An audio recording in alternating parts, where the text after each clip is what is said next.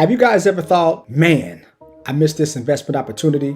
Have you thought that you were so close to getting to the bag, but something came up? You make the wrong decision. You turn left when you should have turned right. Well, my friends, my profiteers, I've been practicing for 16 years as a financial advisor, and I have made this one mistake. This one mistake hurt me from an investment standpoint, and I want to share how we can turn our mistakes to something that's great. But before we get started though, like, subscribe, share to our channel as we continue to grow in beautiful Jacksonville, Florida. But what mistake is that, my profiteers? That is getting in an investment too early. And yes, I have been preaching for months now about TMF, and it went up from $40 a share to almost $65 a share, a 67% return. It went down. Thinking back at it, probably should have got out as it continues to go down. But we're going to go over why getting it right is good, but also why being in too early might hurt you in the long run, especially if the investment starts to go down and you don't know what to do. Lego! All right, major indices muted ahead of key inflation data out tomorrow. Traders are hoping to get a clearer picture on the timing of rate cuts from March's CPI data. As of this... So, in the morning time, the market was like, you know what? Fed might not cut rates. And because of the AI push that's been happening, even though rate cuts is a virtual, yes, it's going to happen, the market has still reacted positive, right? NVIDIA, AMD, Bitcoin with micro strategies, and IBIT, if I can talk, has continued to grow. However, my profiteers, when rate cuts happen, investments may go down, but your interest sensitive investments like Tesla, Enphase, manufacturing type of companies that depend on lower rates to borrow more from the federal government to have a higher profit margin, they're going to skyrocket. But so far, they have not performed at all. This morning, investors are nearly split on if the Fed will lower rates in June. To break down the risk to the market if inflation comes in hotter than expected, we have... Now look at that. Individuals think in June that the likelihood of them cutting for sure, 2.1%, right? When we say cutting, right now it's at between 5.25 to 5.5. So that's cutting, 0.5%. When it comes to maybe 0.25%, 51%. Now, a month ago, that was at 78%. So as we can see, the Fed may not cut rates as much as we thought. People predicted that it would be 6 to 9 cuts this year. Now people are thinking it might be 1, 2, no more than 3. David Sekera, Morningstar Chief U.S. Market Strategist, thank you for joining us here. Just your overview, 30,000 feet, what should we expect tomorrow from this inflation print, and also the data that we see below the headlines, inside the headlines? So with the inflation print, if inflation is cooling, which means it's going down, yes, it's a more likelihood that the Fed will cut rates, because low inflation, if you cut rates, it's not going to hurt the economy. If it is hot, so inflation being hot means it's ramping back up, right? Flames go up, it's rising again. If that happens, then that means that the Fed probably will not cut rates in June, and they might not even cut rates in September. So then if they cut rates in November, people say, oh, it's political. Well, specifically, we're looking for 0.3% on month-over-month basis, specifically for core CPI. That's where our U.S. economics team is really going to be focused on the number for tomorrow.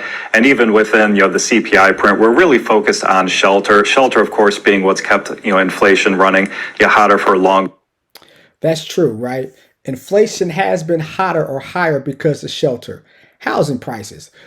My guy in New York, the rent's too damn high. I mean, rent's crazy, right? Right now, even though mortgage rates is out of control, it's more individuals renting, even though it's higher than actually buying because of high mortgage rates, and also because it's so much supply out there because individuals know that rates are high They are trying to find some deals. It's some individuals who are renting things out and not making any money. And it's people that's like, you know what, let me just sell this at a lower price just to kind of get out. So because of that, it's pushing up inflation from a shelter standpoint. Thus far this year. But I know when we look at real-time, shelter or rent metrics, those are coming down. So that should come down, over time as well. In fact, we're only looking for inflation. The rent's still too damn high, though. Rent's still too high. To be 2.2% this year. We look for inflation to slow even further next year. What? In the words of Lil Jon, he said inflation is going to be 2.2% by the end of this year. Now, the Fed's goal is to have inflation at 2%.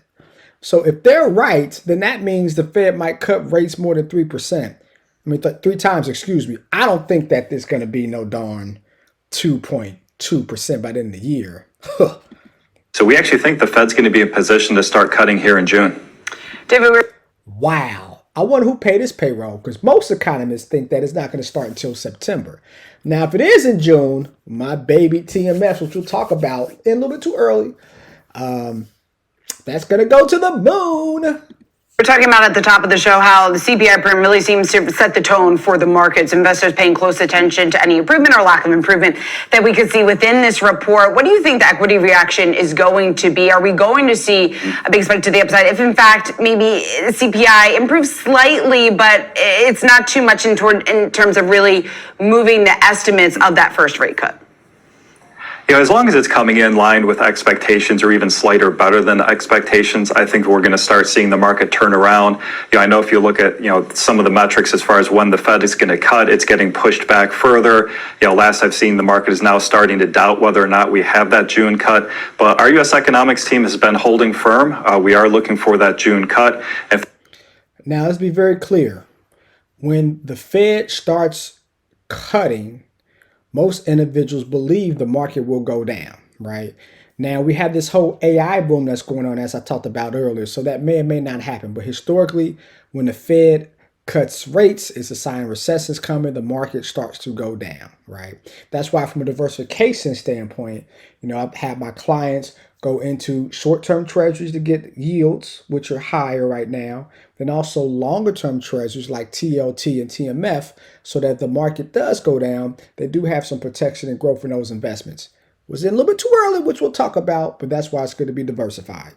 In fact, we do have a little bit of an out of consensus view that they're looking for the Fed not only to start cutting in June, but to cut at every meeting over the course of the rest of the year. So, what? That would be great for TMF, but that means June, July, August, September, October, November. 7 times at 0.25%. That's 3.5% in cuts. That means that the rate goes from 5.5% to 2%. Woo! If that happens, okay, enough. That is enough. But let's go to the charts and let's see if that's going to happen. So my profiteers, as I said, I was in a little bit too early, right?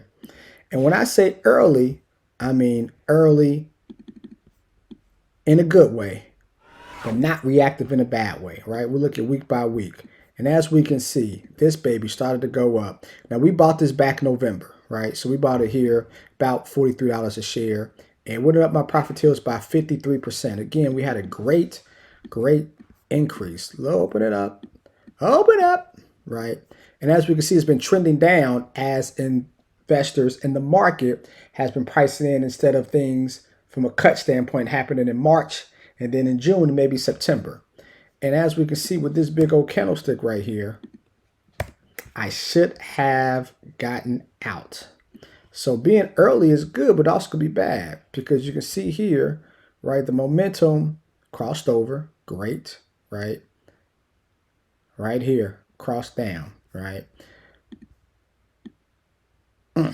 13% gone. So the thought process is if I was a little bit quicker, more diligent, this candlestick would have got out. Didn't do it. So early is good, but then how do we profit our pockets? Making painful profits, we want to get out. Didn't do that. We stayed in. Now, we had a nice stick today at 2.65%, and it's up for this week. However, if Morningstar is right, and we get a cut of 0.25% every single month for the rest of the year. Oh my goodness. Well, last time it was at 2%, my profiteers, was in March of 2022. Look at this growth. Look at this. From where we are today, March 2022.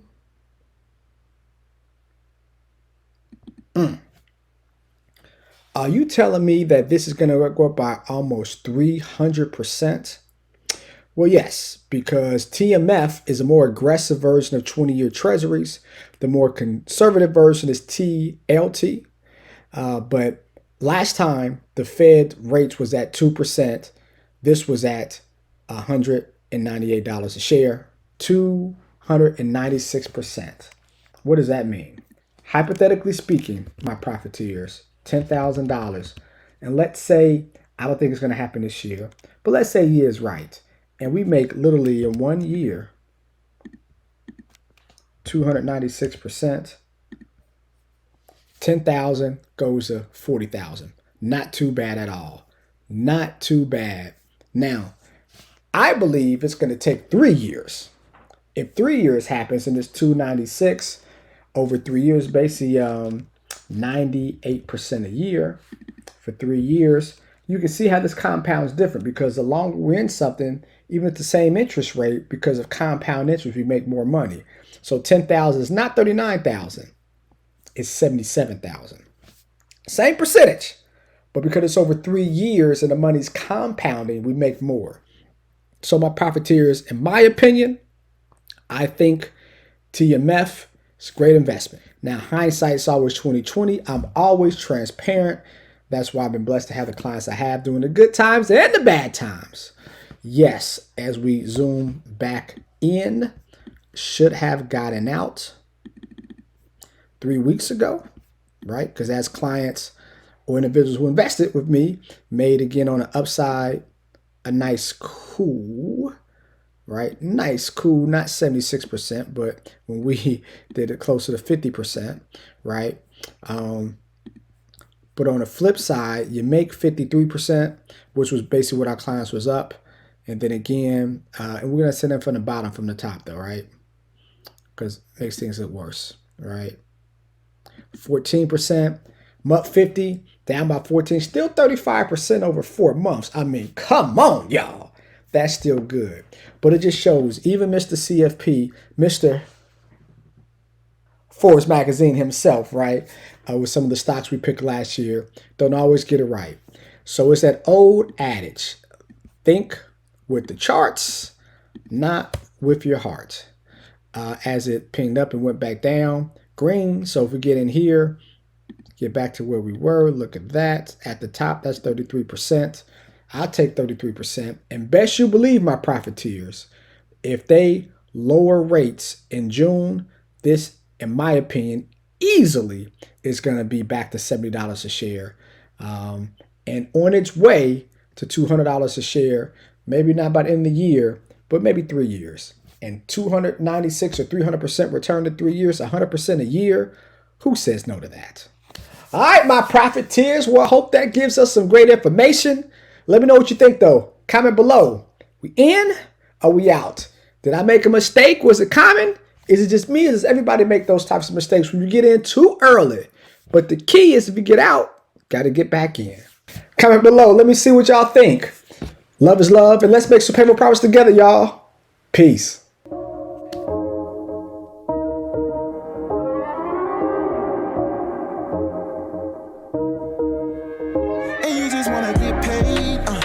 Making no money mistakes, make a payment on your bills and you still late, yeah. Painful profits to help you seek change, and you just wanna get paid, yeah. Tired of making no money mistakes, make a payment on your bills and you still late, painful profits to help you seek change, yeah. Cut the show and just listen. You wanna feel empowered by making money decisions. Residual by the hours can get you a better living.